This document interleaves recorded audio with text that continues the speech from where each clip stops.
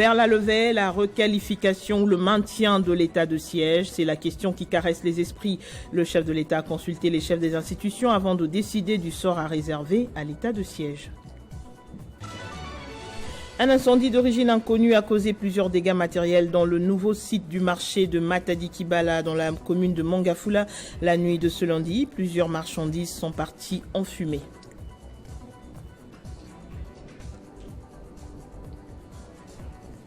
Situation sécuritaire toujours inquiétante à Kwamout. À quelques jours de la rentrée scolaire, une nouvelle attaque de la milice Mobondo a fait plusieurs victimes dans la soirée de lundi.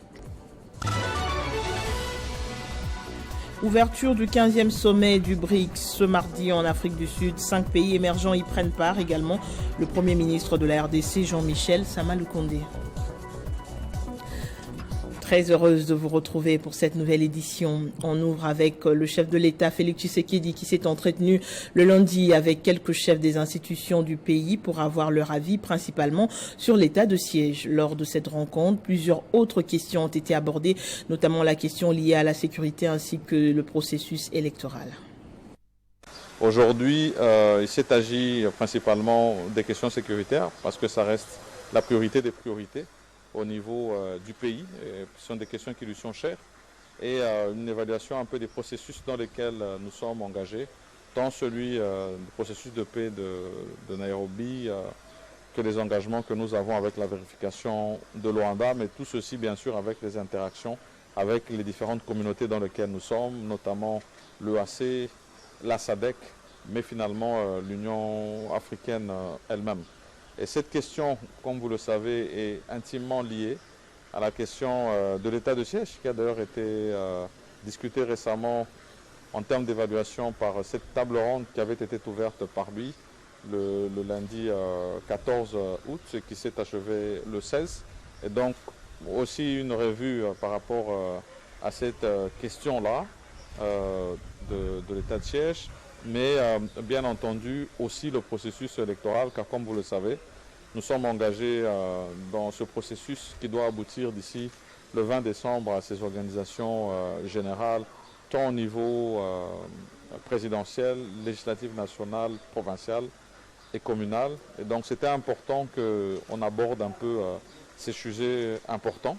Nous l'avons fait de manière à ce que des orientations précises nous soient données pour maintenir les caps, en tout cas des engagements que nous avons par rapport à ces différentes questions. Donc c'était des échanges très fructueux et nous avons reçu de la part du président de la République de rester mobilisé sur ces attentes, en tout cas de la population, du point de vue tant de la question sécuritaire. Après la table ronde, la population congolaise et particulièrement celle de Kivu, vous le savez, attend toujours la décision du président de la République sur la levée, le maintien et la requalification de l'état de siège dans les provinces concernées. Cette table ronde va dans le sens donc de la majorité des assises, à ces assises, et nous sommes en ligne avec un élu du Nord Kivu, le député Safari Ayobangira. Bonjour et bienvenue. Quelle lecture faites-vous par rapport à cette situation? Ce qu'il faut le savoir, c'est qu'au niveau de la table ronde, il s'est dégagé une vue qu'on peut dire majoritaire qui est pour la levée de l'état de siège. Donc l'option de maintien n'est pas une option que la population du Nord Kivu et de l'Ituri considère. Donc je pense que ça ne peut pas être l'attente qui serait contraire à la décision des chefs. Peut-être c'est la décision des chefs qui serait contraire aux attentes parce que l'attente a déjà été exprimée. C'est maintenant les chefs à prendre une décision. Mais avant tout, c'est que nous aussi, nous devons savoir en tant que nous ne maîtrisons pas des paramètres liés à la sécurité, aussi quelques points positifs de l'état de siège et ce qu'on appelle les acquis. Parce que tout n'est pas noir. C'est vrai, en moyenne, l'état de siège est un échec, mais tout n'est pas noir. Les quelques points positifs, notamment en matière de cohabitation intercommunautaire, il faudrait que ce genre de points puissent être préservés. Et c'est pour cela que le président, avec toutes les données qu'il a eu à avoir à travers les institutions, mais aussi avec ce qu'il aura à travers les services de sécurité des renseignements, je pense qu'il est suffisamment actuellement outillé. Ce que nous lui demandons, c'est qu'il puisse prendre une décision et rapidement afin que les gens soient à l'oreille fixe. Autre actualité, le Premier ministre Jean-Michel Sama Lukonde prend part aux assises du 15e sommet du BRICS qui s'ouvre ce mardi en Afrique du Sud à Johannesburg. Ce sommet regroupe 5 pays émergents dont le Brésil, la Russie et la Chine. Pas moins de 30 dirigeants africains ont annoncé leur venue à Johannesburg, dont le Sénégalais Macky Sall et le Congolais Denis Sassou Nguesso. Les discussions vont tourner autour du thème « Les BRICS et l'Afrique ».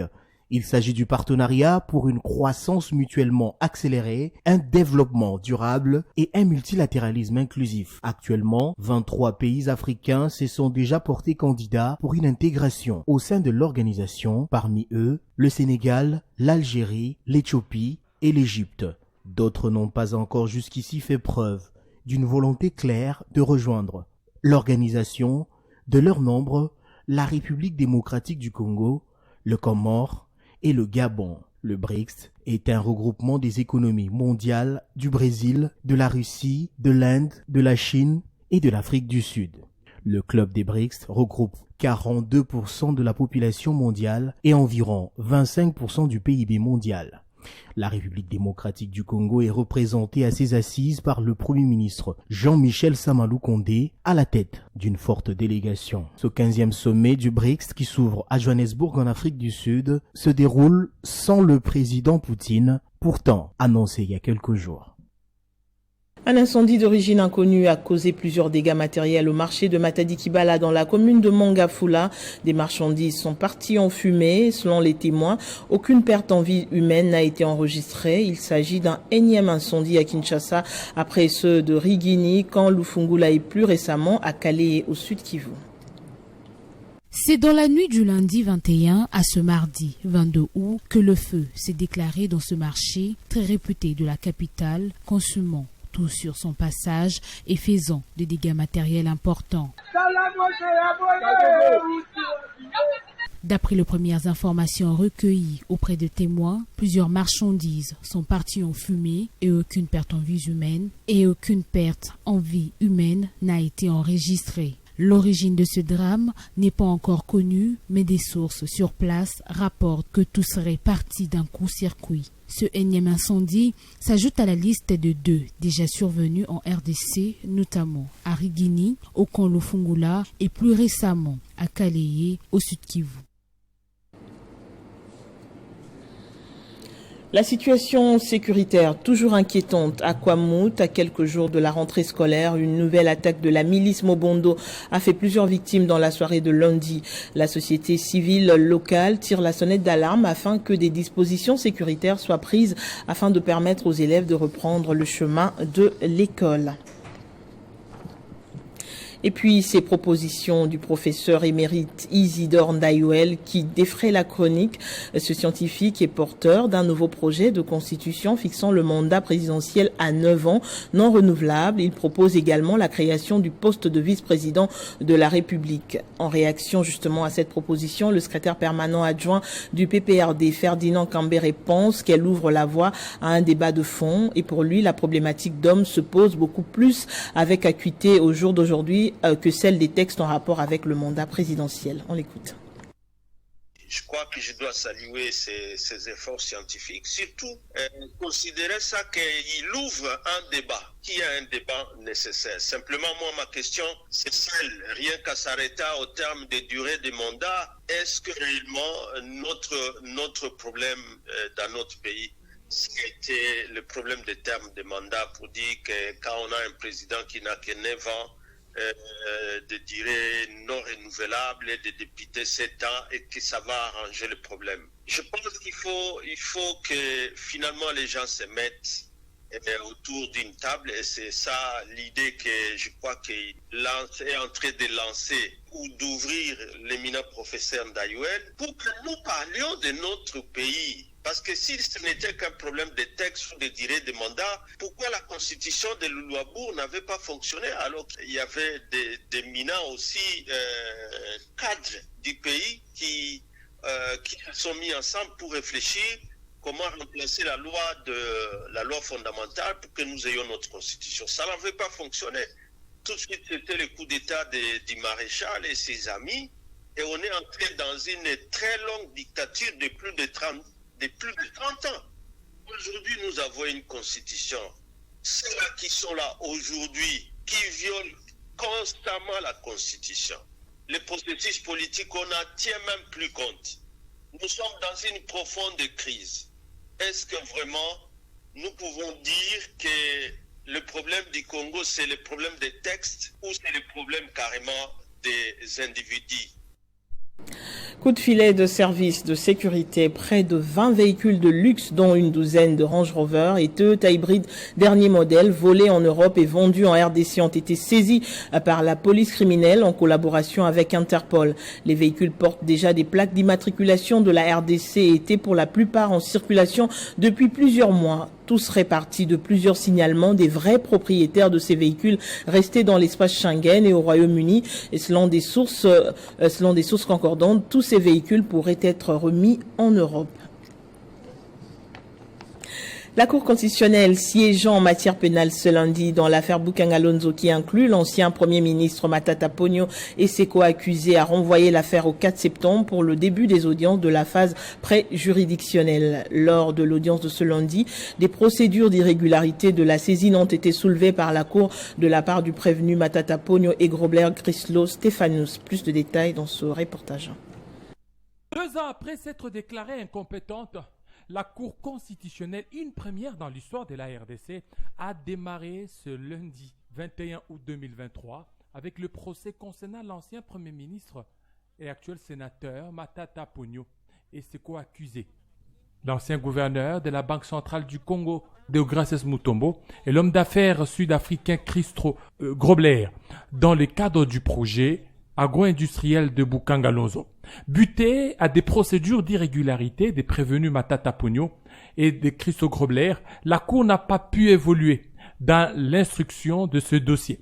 À l'audience de ce jour, le seul prévenu Deogracias Mutombo a été notifié. La Cour a donc suspendu l'audience et a fixé l'affaire au 4 septembre prochain. C'est dû pour être saisi, elle est connue, c'est le droit congolais positif qui le dit.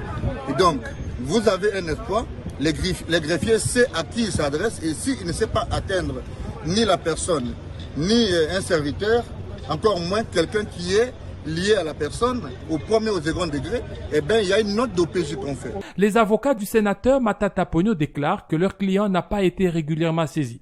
Toutefois, se disent être prêts à présenter les moyens de défense pour prouver l'innocence de leur client, qui n'y est pour rien. Maître Laurent Onyema fait partie du collectif des avocats de Matata Ponyo. Lors de cette audience, l'ancien Premier ministre Matata Ponyo s'est vu être représenté par ses avocats. Matata Ponyo estime que ceci est un acharnement politique à son égard qui vise à l'éliminer de la prochaine élection de 2023 pour lesquelles il s'est déclaré candidat. Il s'est de rappeler que lors de la décision de novembre 2023, la Cour s'était déclarée incompétente à juger. Dans le cadre des échéances électorales, l'élu provincial de Ngiringiri, Edi Iyeli, s'est entretenu ce dimanche avec sa base dans cette même commune. Objectif principal, sensibiliser pour les élections prochaines.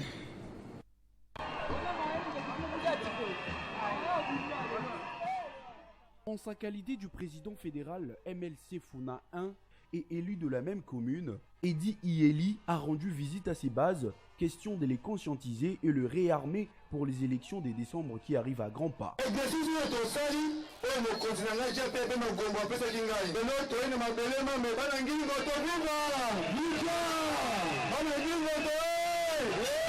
Devant des milliers de militants du MLC, Edi Iyeli a assisté à la présentation des cellules des bases. Satisfait de l'accueil lui est réservé celui qu'on appelle affectueusement le prince des Ngiringiri, transporté traditionnellement dans un chipoi autour d'une caravane. Il a saisi l'occasion pour exprimer son attachement aux siens. Le député provincial Edi Iyeli Molangi appelé aujourd'hui Papa Social Miel la Miel. Avant la commune de Ngiringiri, l'élu de cette commune s'était déjà rendu dans d'autres communes environnantes, dont Bumbu, Kassavubu, Kalamu, Makala, pour ne citer que ceux-là, pour le même but, celui d'être en communion avec ses bases.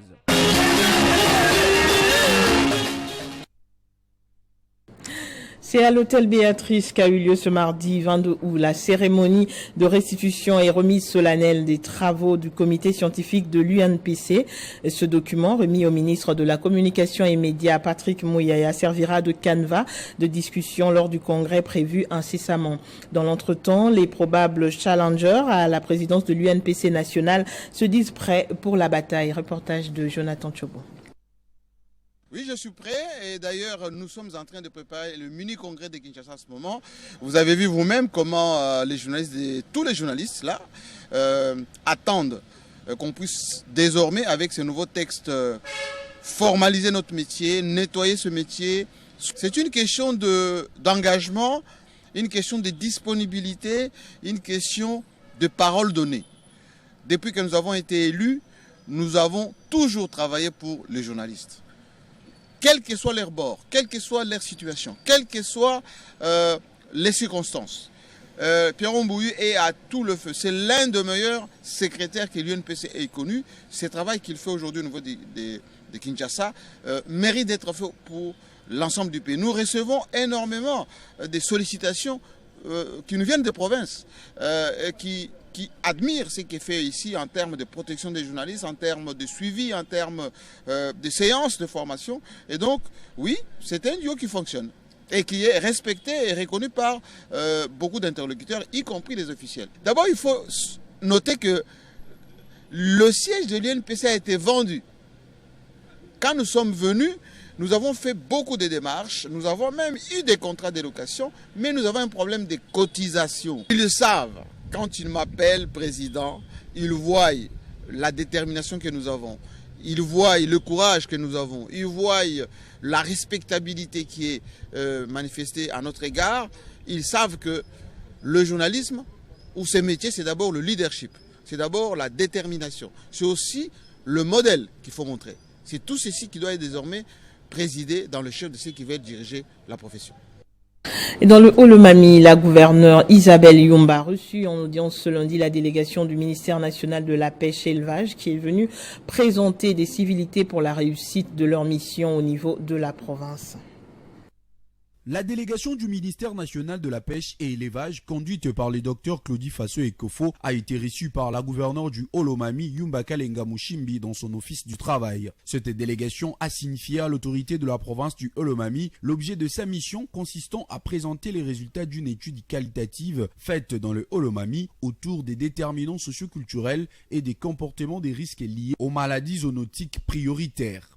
L'objet de notre mission dans la province du Haut-le-Mami et particulièrement à Kamina, c'est d'abord présenter les résultats d'une étude qualitative qui a été faite ici autour de déterminants sociaux, culturels et individuels de comportement de risque liés aux maladies zoonotiques prioritaires.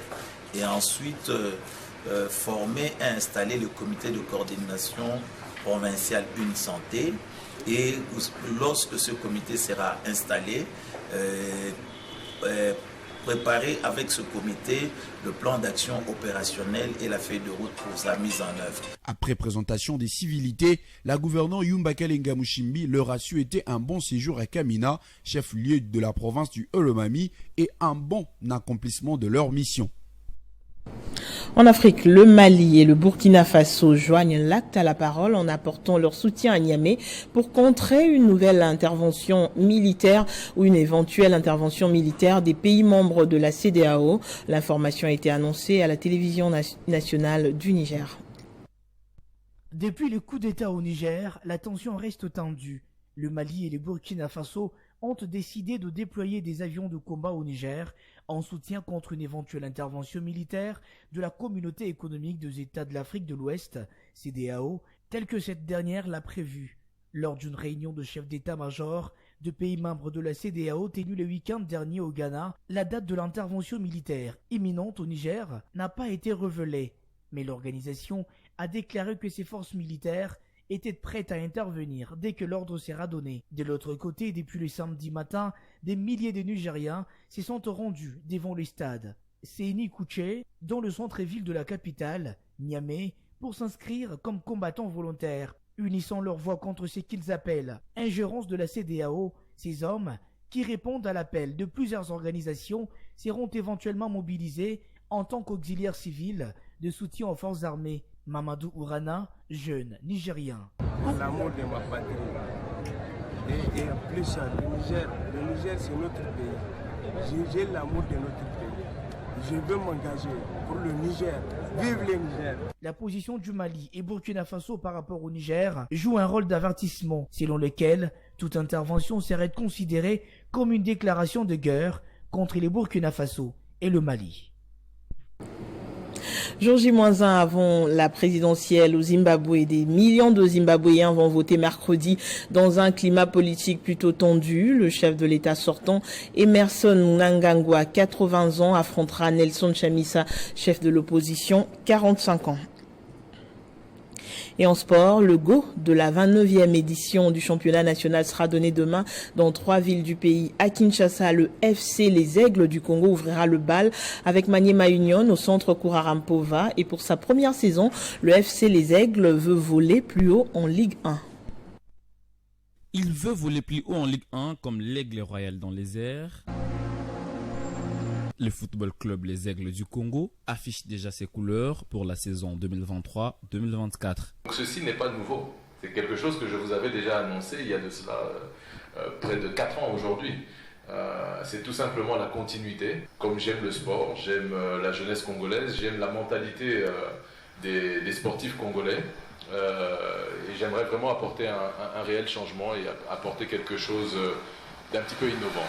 Après avoir racheté la jeunesse sportive de Kinshasa, Didier Tshimanga veut repartir sur de nouvelles bases en recrutant le meilleur joueur pour que les Aigles du Congo soient compétitifs et ne viennent pas en vadrouille en championnat d'élite. JSK, nous avons racheté l'équipe, mais nous sommes repartis à zéro. Et quand nous disons nous sommes repartis à zéro, c'est tout, même la philosophie, même les joueurs, parce que JSK, lorsque nous avons racheté le club, il y avait quand même aussi un effectif. Nous avons fait une sélection de la même manière qu'avec tous les joueurs que nous avons sélectionnés pour commencer cette saison. Ils étaient au même pied d'égalité avec les autres, c'est-à-dire il y en a qui ont été retenus, il y en a qui n'ont pas été retenus.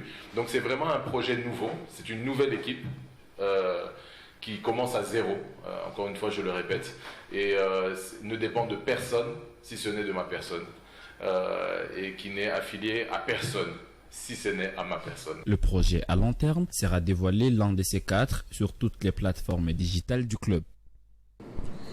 On en vient au rappel des principaux titres. Vers la levée, la requalification ou le maintien de l'état de siège, c'est la question qui caresse les esprits. Le chef de l'État a consulté les chefs des institutions avant de décider du sort à réserver à l'état de siège. Un incendie d'origine inconnue a causé plusieurs dégâts matériels dans le nouveau site du marché de Matadi-Kibala dans la commune de Mongafula dans la nuit de lundi à mardi. Plusieurs marchandises sont parties en fumée. Situation sécuritaire toujours inquiétante à Kwamouth. À quelques jours de la rentrée scolaire, une nouvelle attaque de la milice Mobondo a fait plusieurs victimes dans la soirée de lundi. Ouverture du 15e sommet du BRICS ce mardi en Afrique du Sud. 5 pays émergents y prennent part. Également le Premier ministre de la RDC, Jean-Michel Samaloukonde. Ne nous quittez pas tout de suite, c'est la revue de presse.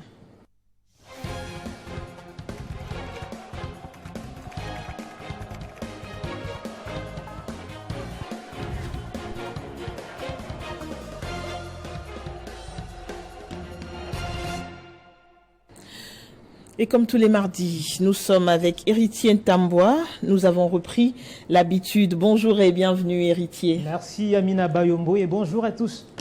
Après la table ronde, Tshisekedi consulte les chefs d'institution. Absolument, le chef de l'État Félix Tshisekedi a réuni hier à la Cité de l'Union africaine les chefs d'institutions afin de partager avec eux quelques questions importantes de la vie nationale. Selon le média Grand Lac, Amina Bayombo, le Premier ministre Samaloukonde, le président du Sénat Bahati Lukwebo, André Mbata, le premier vice-président de l'Assemblée nationale ainsi que le président de la Cour constitutionnelle Dieudonné Kamouleta ont pris part à cette réunion consultative.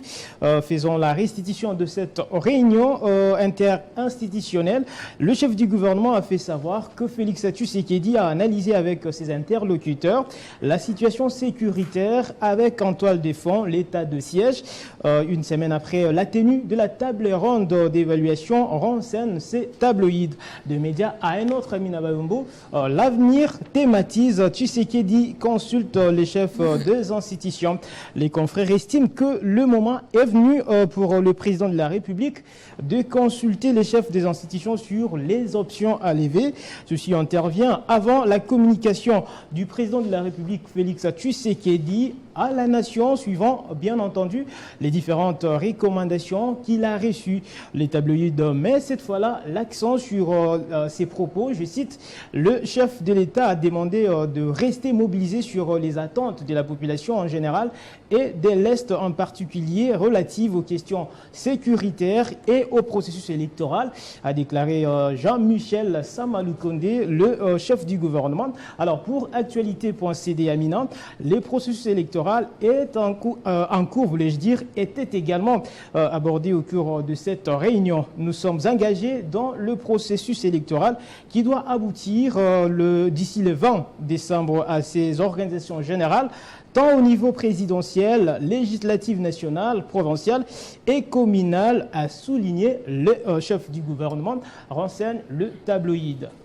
Au Sénégal, les proches de l'opposant Ousmane Sonko inquiets pour sa santé. Également, c'est d'ailleurs le titre relayé à la une d'un journal sénégalais. Il s'agit de adakar.com. Et j'espère que vous êtes en train de voir la photo d'illustration justement sur vos écrans. Le candidat à la présidentielle accusé d'appel à l'insurrection a entamé sa grève de la faim il y a plus de 20 jours aujourd'hui. Il est toujours en salle de réanimation sous haute surveillance médicale et policière. Je précise Amina. Un autre média sénégalais toujours, cette fois-là, Dakaractu.com, titre par ailleurs, Justice Ciré Clédori Ly dresse un bilan dramatique de la santé d'Ousmane Sonko. Ces tabloïds soulèvent cette question. La santé du leader de PASTEF est-elle précaire? Il note que tout laisse présager d'une situation sanitaire chaotique. Selon nos confrères, Maître Ciré Clédori Ly, avocat du collectif d'Ousmane Sonko, laisse entendre que son client est toujours en grève de la faim après avoir piqué une crise de sa prise de conscience. Il a refusé tout, donc il ne fait plus rien. Vous l'avez compris, voilà qui met fin à notre revue de presse de ce mardi à Minabayom. Merci beaucoup, héritier. Je vous en prie. Merci également de votre fidélité. L'actualité continue sur votre chaîne. À très bientôt.